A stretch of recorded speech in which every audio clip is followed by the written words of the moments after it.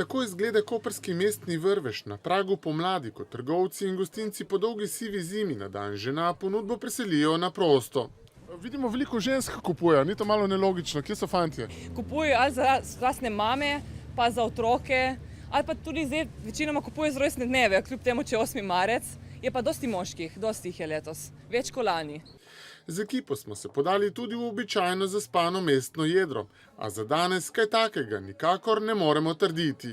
Smo punce se zbrali, da 8. marec preživimo malo drugače in smo organizirali prvo dekliško turo. Zbrala se je nas kar lepa četica in zdaj gremo veselo naprej proti Gažonu, kjer bo after party in zabava naprej. Tam vas fantje čakajo. Tako je, ki nas bojo lepo postregli, pokukulirali in to je to.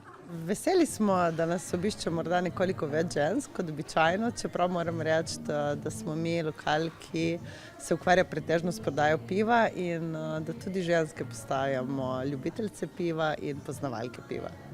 Živahno je bilo tudi ob severni obvoznici, kjer so v Beneški palači priredili prvi festival vrtnic in roze vin. Roze vina so takšna lahka vina, poletna vina, nekako vsi jih povezujejo z ženskami, mogoče žensko vino, ne?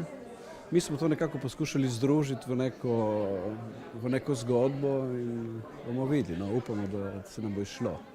Zvezda tega konca tedna je bila čokolada velikanka, dolga kar 12 metrov. Koliko kilogramov čokolade je bilo potrebno?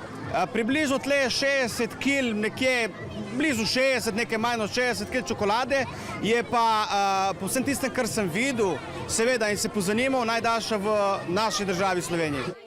Na svoj račun so seveda najbolj prišli najmlajši.